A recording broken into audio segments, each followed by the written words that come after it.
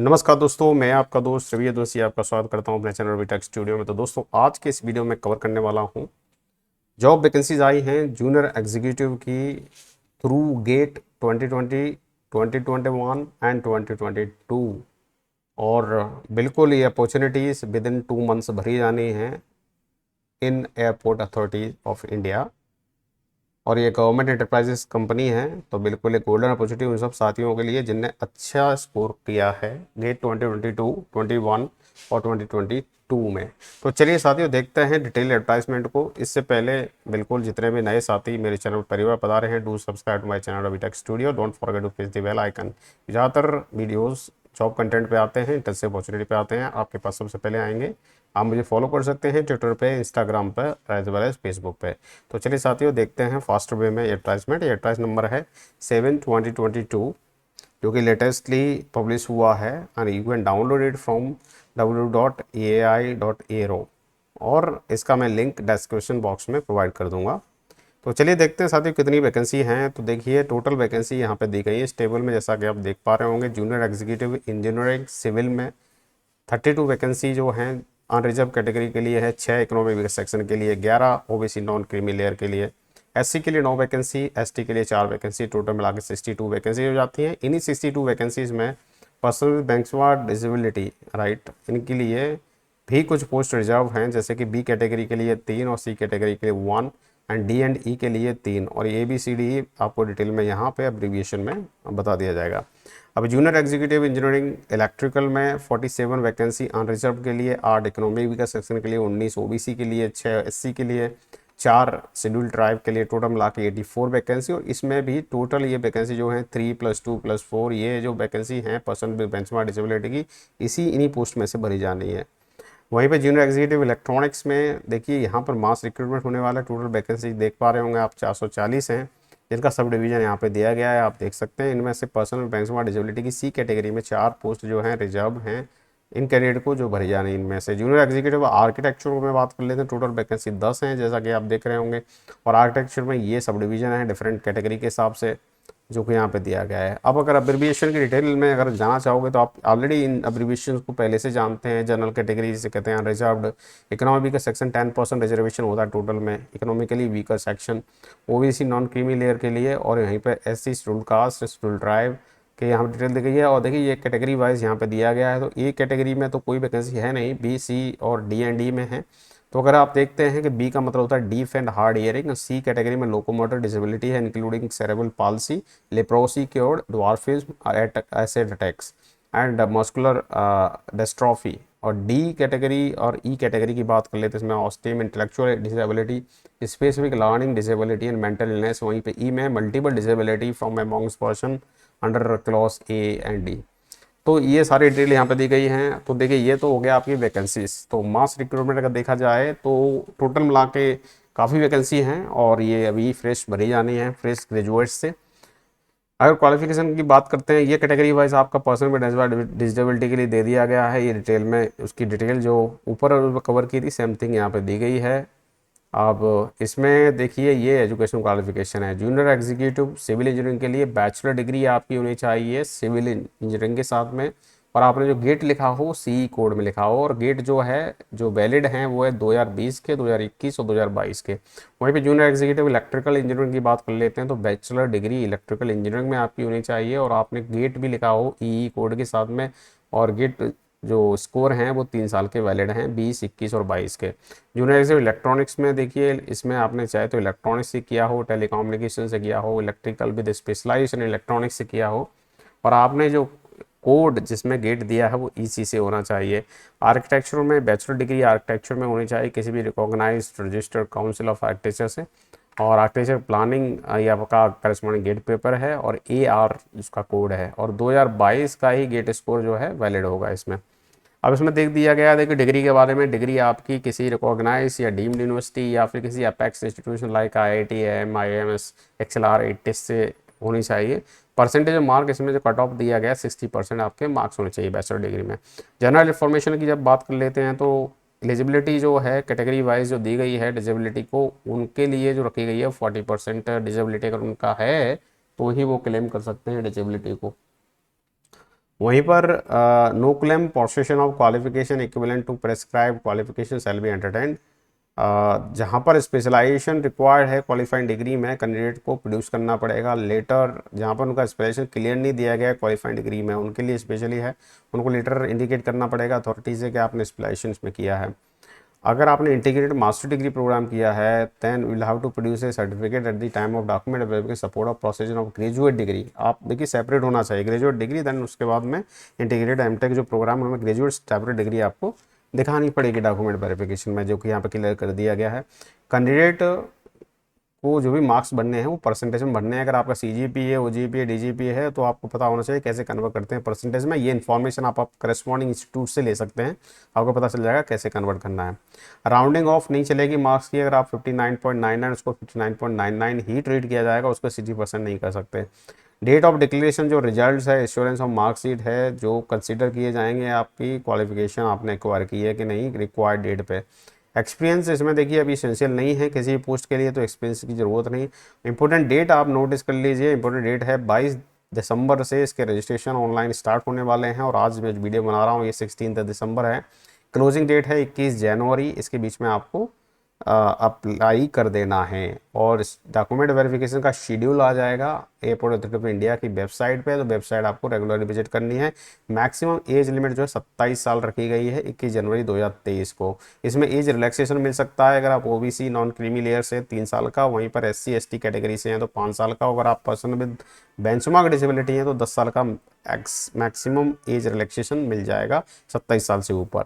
X serviceman को age पर government of India order से एज रिलैक्सेशन मिलेगा। अपर एज जो है रिलैक्स बाई 10 ईयर्स, स्पेशली उनके लिए जो एयरपोर्ट अथॉरिटी ऑफ इंडिया में काम कर रहे हैं रेगुलर सर्विस में है। डेट ऑफ बर्थ जो रिकॉर्डेड है मैट्रिकुलेशन में या सीनियर सेकेंडरी में उसी को ही माना जाएगा डेट ऑफ बर्थ, उसके हिसाब से आप डिसाइड कर लें। कट ऑफ डेट 21 जनवरी 2023 को आपकी डेट जो है डेट ऑफ बर्थ 27 साल मिनिमम होनी चाहिए, मैक्सिमम होनी चाहिए। उस पर एज रिलेक्शन चाहते हैं तो करस्पॉन्डिंग सर्टिफिकेट भी आपको जमा करना पड़ेगा। और ये सर्टिफिकेट जो भी आप बनवाएंगे चाहे OBC का हो, इकोनॉमिक वीकर सेक्शन का हो, SC ST का हो, ये सारे सर्टिफिकेट लेटेस्ट वाले विद इन 1 ईयर में ही इश्यू हों वही आपको जमा करने हैं। अब रेम्यूनरेशन की बात करते हैं तो जूनियर एग्जीक्यूटिव E1 कैटेगरी में 40,000 का बेसिक पे है, ठीक है, 3% इंक्रीमेंट पर ईयर होगा। तो इन एडिशन टू दिस देखिए DA है आपका 3% का बेसिक पे और पर्क जो मिलेगा 35% ऑफ बेसिक पे, HRA और अदर बेनिफिट मिलेंगे जैसे कम्प्लीमेंट्री कंट्रीब्यूटरी प्रोविडेंट फंड है, ग्रेजुटी है, सोशल सिक्योरिटी स्कीम है, मेडिकल बेनिफिट्स हैं, और सारे जो भी एडमिनिस्ट्रेशन है एयरपोर्ट अथॉरिटी ऑफ इंडिया की तरफ से आपको ये एडिशनली इसमें फैसिलिटी मिलेंगी। कॉस्ट टू कंपनी इस पोस्ट के लिए जूनियर एग्जीक्यूटिव E1 ग्रेड के लिए है 12 लाख पर एनम।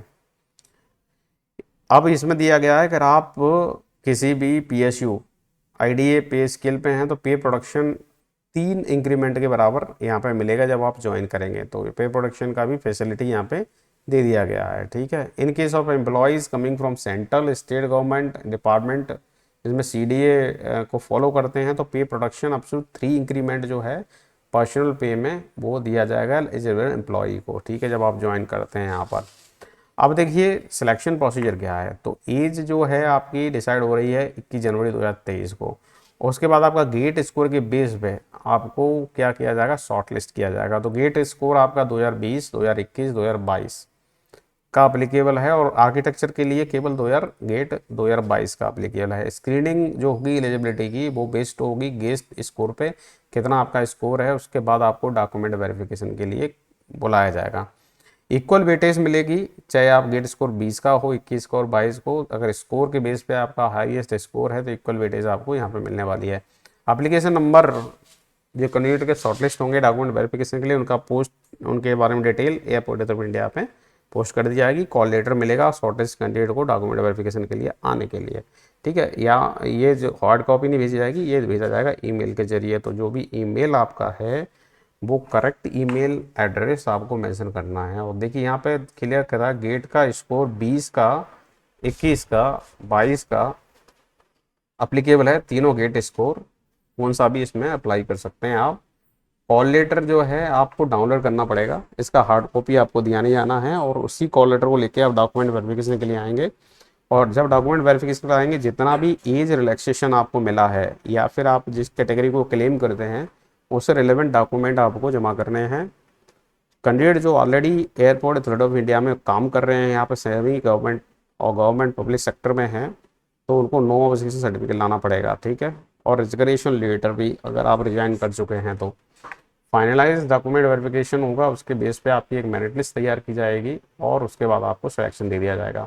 अगर टाई केसेस होते हैं तो टाई केसेस ज़्यादातर जो निपटारे होते हैं वो सीनियरिटी को दिया जाता है। अगर आप कोई आपसे सीनियर है उससे, या फिर आपका क्वालिफिकेशन जो क्वालिफिकेशन में जिनके मार्क्स ज़्यादा हैं उस बेस से भी टाई अप केसेस को सॉल्व किया जाता है, ठीक है। ये सारी चीज़ें हैं और बाकी सारी चीज़ें आप जानते हैं। इसमें जब भी आपको ऑफर मिलेगा वो प्रोविजनल होगा, उसके बाद आपके सारे डॉक्यूमेंट वेरिफिकेशन मेडिकल फिट हैं, उसके बाद आपको ज्वाइनिंग इसमें मिल जानी है। तो कहने की बात है कि इसमें जब आप ज्वाइन करेंगे तो 6 महीने की ट्रेनिंग आपकी होनी है। तो ट्रेनिंग मंथ जो है 6 महीने का है, उस दौरान आपको केवल बेसिक पे मिलेगा और उसके बाद में जब आप परमानेंट हो जाते हैं तो सारे जो अदर अलाउंसेस हैं वो भी आपको मिलने स्टार्ट हो जाएंगे। सर्विस कंडीशन है इसमें, आप ऑल ओवर इंडिया कहीं पे भी पोस्टेड हो सकते हैं, ठीक है। इसमें ज़रूरी नहीं है कि एक ही जगह पे आपको पोस्टिंग मिल जाएगी। तो ऑल इंडिया सर्विस लेएबिलिटी है इसमें, इस चीज़ का ध्यान रखेंगे आप। अब बात कर लेते हैं, अगर आप मिसकंडक्ट करते हैं डॉक्यूमेंट वेरिफिकेशन में, फोर्ज डॉक्यूमेंट देते हैं तो आपको बैन कर दिया जाएगा, हो सकता है लीगल एक्शन भी आपके खिलाफ लिया जाए। अप्लाई कैसे करना है? आपको अप्लाई करना है एयरपोर्ट अथॉरिटी ऑफ इंडिया की वेबसाइट पर डायरेक्टली जाके जब आप क्लिक करेंगे लिंक में, करियर सेक्शन में लिंक मिलेगा, सारी डिटेल उसमें भरनी है, सारे डॉक्यूमेंट अपलोड करने हैं। क्या क्या डॉक्यूमेंट है यहाँ पे दिए गए हैं, एजुकेशन क्वालिफिकेशन के सारे डॉक्यूमेंट, गेट का स्कोर, पर्सनल डिटेल, अपना कैटेगरी सर्टिफिकेट भी देना है। एक्स सर्विसमैन अगर आप जॉब किए हैं आर्मी में तो उसका सर्टिफिकेट लेके आओ, डिस्पैच समरी सर्टिफिकेट लगाना है। और उसके अलावा जो है अपनी एक पासपोर्ट साइज फ़ोटो और सिग्नेचर भी अपलोड करना है, और अपनी email ID and mobile number जो आपका खुद का है वो डिटेल आपको देनी है। अब इसमें पेमेंट ऑफ फीस करना है, फ़ी लगेगी आपकी। तो एप्लीकेशन फ़ीस है 300 रुपये, जो कि ऑनलाइन ही आपको पे करना है। SC ST person with maximum disability और फीमेल कैंडिडेट से कोई भी फीस नहीं ली जाएगी। Similarly airport authority of India के वर्किंग प्रोफेशनल हैं, वो इस पोस्ट के लिए अप्लाई कर रहे हैं, उनसे भी कोई फीस नहीं लगनी है। और सारी जो फीस दी जाएगी वो SBI के MOPS पेमेंट पोर्टल से होगी। तो एक बार पेमेंट होने के बाद में पेमेंट रिवर्ट नहीं होगा, इस चीज़ का बिल्कुल आप ध्यान रखिएगा। पेमेंट रिवर्सल इसमें नहीं दिया गया है। रजिस्ट्रेशन जो है कम्प्लीटली प्रोसेस होगा जब आपका फ़ी डिपॉजिट हो जाता है, तो फीस बिल्कुल आपको डिपॉजिट कर देनी है। स्कैनिंग फोटोग्राफ का भी देखो डिटेल दे दिया गया है। मैक्सिमम साइज इसमें है 20 KB से 50 KB के बीच में। डायमेंशन यहाँ पे 200 to 230 पिक्सल है। सिग्नेचर का भी देख लेते हैं, तो सिग्नेचर का आपको वाइट पेपर पे ब्लैक इंक से करना है, और उसका साइज जो दिया गया है 10 KB से लेकर 20 KB से है, और 140 से 60 पिक्सल के बीच में प्रेफर्ड इसकी डायमेंशन है, ठीक है। और भी जनरल इंस्ट्रक्शंस है, ये सारी चीज़ ऑलरेडी सबको पता है कि भारतीय लोग ही इसमें अप्लाई करें। और जब आप सबमिट कर रहे हैं उससे पहले सारी डिटेल आपको चेक करनी है, क्योंकि इसी डिटेल के बेस पे आपका शॉर्ट लिस्टिंग होना है। इन्फॉर्मेशन जो SC ST की स्पेशली इस पे ज़्यादा ध्यान देने की ज़रूरत है। जितना भी यहाँ पे मेंशन कर रहे हैं SC ST OBC या ये जो भी दिया गया है, इससे रिलेवेंट आपको सर्टिफिकेट जो लेटेस्ट वन है वो बनवा लेने हैं और उसको ही आपको अपलोड करना है। और कैंडिडेट को क्लियरली एक इंस्ट्रक्शन दिया जाता है, वो वेबसाइट को विजिट करते रहें रेगुलरली, सारी डिटेल्स इससे रिलेटेड इस पे आती रहेंगी। तो ये सारी जनरल इंस्ट्रक्शंस हैं, आप डिटेल में इसको पढ़ लीजिएगा। तो इतना ही है दोस्तों आज के लिए। तो बिल्कुल इससे रिलेटेड कोई एक डाउट आता है तो feel free to write in the comment section, बिल्कुल मैं आपको रिप्लाई दूंगा। तो दोस्तों चलिए आज इसको यहीं एंड करते हैं, मिलते हैं अगले सेक्शन में एक नई वीडियो के साथ। तब तक नमस्कार, जय हिंद, वंदे मातरम।